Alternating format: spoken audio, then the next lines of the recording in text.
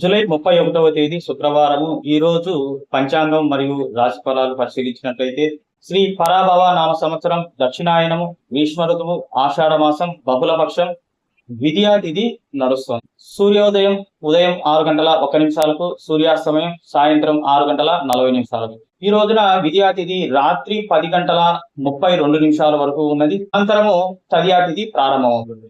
ఇక ఈ రోజున నక్షత్రాన్ని పరిశీలించినట్లయితే ధనిష్ట నక్షత్రం జరుగుతూ ఉన్నది. అనంతరము శతభిష నక్షత్రం ప్రారంభమవుతుంది. ఈ రోజు శుభ సమయాలు పరిశీలించినట్లయితే బ్రహ్మముహూర్తం ఉదయం 4 గంటల 31 నిమిషాల నుండి ఉదయం 5 గంటల 16 నిమిషాల వరకు ఉన్నది. ఇక అమృత గడియలు పరిశీలించినట్లయితే ఉదయం 8 గంటల 18 నిమిషాల నుండి ఉదయం 10 గంటల 31 నిమిషాల వరకు ఉన్నాయి. అభిజిత్ ముహూర్తం ఉదయం 11 గంటల 56 నిమిషాల నుండి మధ్యాహ్నం 12 గంటల 46 నిమిషాల వరకు ఉన్నది. అశుభ సమయాలు పరిశీలించినట్లయితే రాహుకాలము ఈ రోజు 10 గంటల 30 నిమిషాల నుండి 12 గంటల వరకు ఉంటుంది. ఇక దుర్ముహూర్తం పరిశీలించినట్లయితే ఉదయం 8 గంటల 33 నిమిషాల నుంచి 9 గంటల 24 నిమిషాల వరకు, అలాగే మధ్యాహ్నం 12 గంటల 46 నిమిషాల నుండి 1 గంట 37 నిమిషాల వరకు దుర్ముహూర్తం ఉన్నది. ఇక వర్జాన్ని పరిశీలించినట్లయితే తెల్లవారుజామున 3 గంటల 2 నిమిషాల నుండి 4 గంటల 43 నిమిషాల వరకు ఉన్నది. ఇక యమగండాన్ని పరిశీలించినట్లయితే మధ్యాహ్నం 3 గంటల 31 నిమిషాల నుండి సాయంత్రం 5 గంటల 5 నిమిషాల వరకు ఉన్నది. ఈ రోజు రాత్రి 7 గంటల 32 నిమిషాల వరకు జన్మించేటువంటి జాతకులు ధనిష్ట నక్షత్రంలో పుడతారు. ఉదయం 6 గంటల 38 నిమిషాల లోపల జన్మించే జాతకులు 2వ పాదంలో జన్మిస్తారు. 1వ పాదము 2వ పాదము ధనిష్ట నక్షత్రము మకర రాశిలో ఉంటుంది కాబట్టి వీరికి మకర రాశి అవుతుంది. ఇక 3వ పాదము ఉదయం 6 గంటల 38 నిమిషాల నుండి మధ్యాహ్నం 1 గంట 3 నిమిషాల మధ్యలో జన్మించే జాతకులు 3వ పాదంలో జన్మిస్తారు.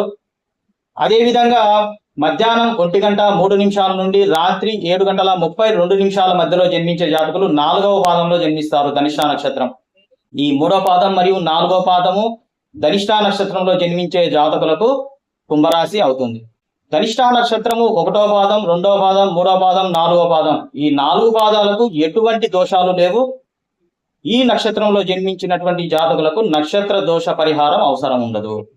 ఇక ఈరోజు ప్రదోష వేళ సాయంత్రం 6 గంటల 40 నిమిషాల నుండి రాత్రి 9 గంటల 4 నిమిషాల వరకు ఉంటుంది.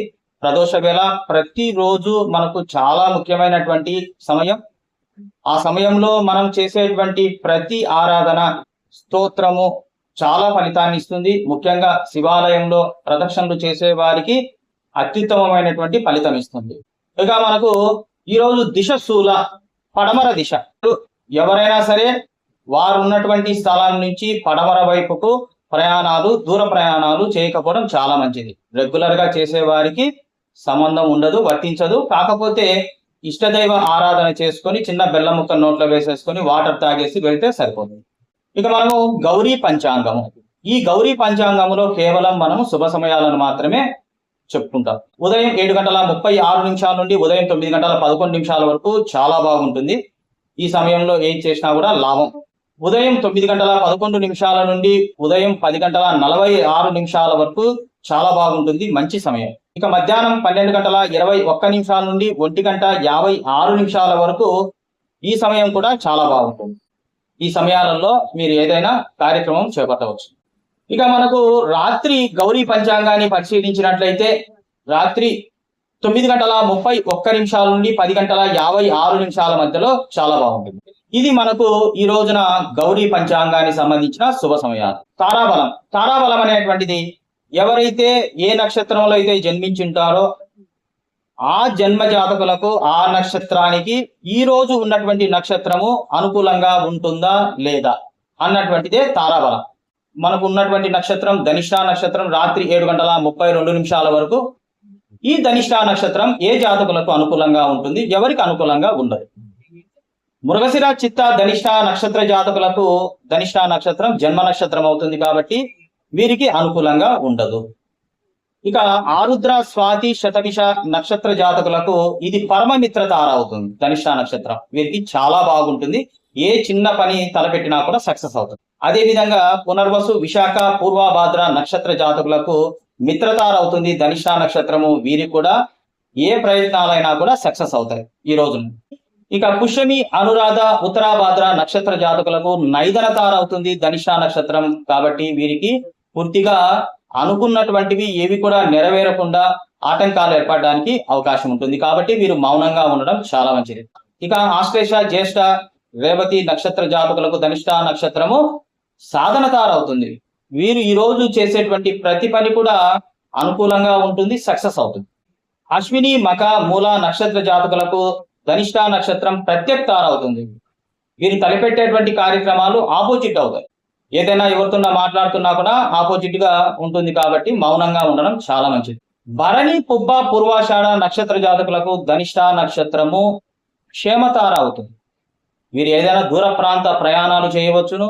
అదే విధంగా వైద్యపరంగా తీసుకునేటువంటి చికిత్సలు కూడా చాలా సక్సెస్ అవుతాయి. కృత్తిక, ఉత్తరాషాఢ నక్షత్ర జాతకులకు ఈ రోజు ఉన్నటువంటి ధనిష్ట నక్షత్రము విపత్తార అవుతుంది. అందువలన వీరికి కూడా కలిసి రాదు. ఏ పరిస్థితిలోనూ ఎటువంటి నూతన కార్యక్రమాలు చేపట్టకపోవడం చాలా మంచిది. ఇక రోహిణి, హస్త, శ్రవణ నక్షత్ర జాతకులకు ధనిష్ట నక్షత్రం సంపత్తార అవుతుంది.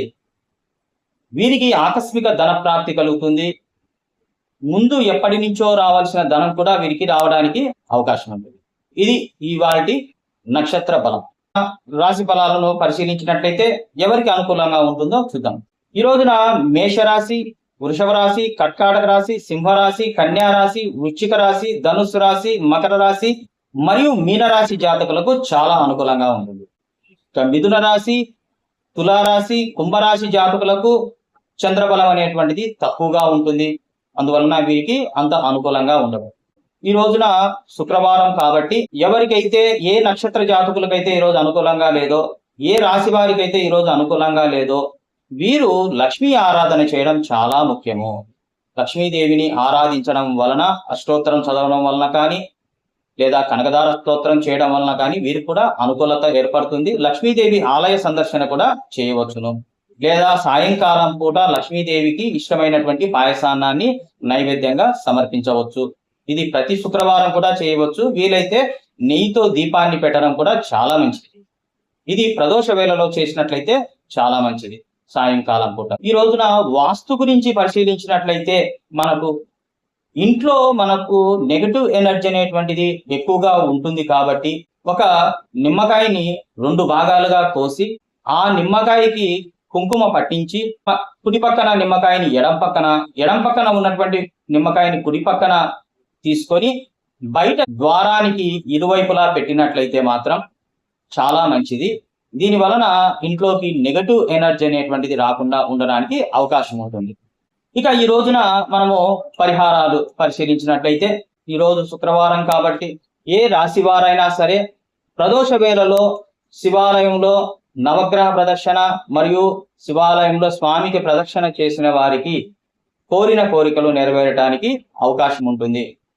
ఖచ్చితంగా శివాలయంలో కనీసము ఒక 10 నిమిషాలైనా కూర్చొని మనశ్శాంతిగా ఏ కోరికలు కోరకుండా ప్రశాంతంగా స్వామిని చూస్తూ తర్వాత నందీశ్వరుని చెవిలో అటెండెన్స్ వేసుకోవాలి. అంటే ఈ రోజు నేను వచ్చాను, నాకు సంబంధించిన కోరికలను స్వామికి చెప్పమని నందీశ్వరుని కోరాలి.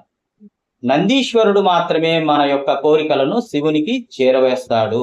ఇక శుక్రగ్రహానికి సంబంధించి ఏదైనా దోషం ఉన్నవారు, భార్యాభర్తల మధ్యన సమస్య ఉన్నవారు ఈరోజు ఉదయము 9-10 లోపల తెల్ల అలచందలు 1 కేజీ, తెల్ల పంచ, దక్షిణ తాంబూలం దగ్గర గుడిలోని అర్చకునికి దానం ఇవ్వడం వలన కూడా శుక్రగ్రహ దోషం పోతుంది.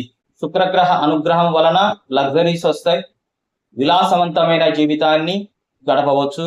అదే విధంగా ఎవరికైనా సరే సంతోషకరంగా ఉండడానికి అవకాశం ఉంటుంది. భార్యాభర్తల మధ్యన గొడవలు తగ్గడానికి అవకాశం ఉంటుంది ఈ గ్రహ ధాన్యము, వస్త్రము దానం చేస్తే. ఇది ఈ రోజు జూలై 31న ఉన్నటువంటి పంచాంగం మరియు రాశి ఫలాలు.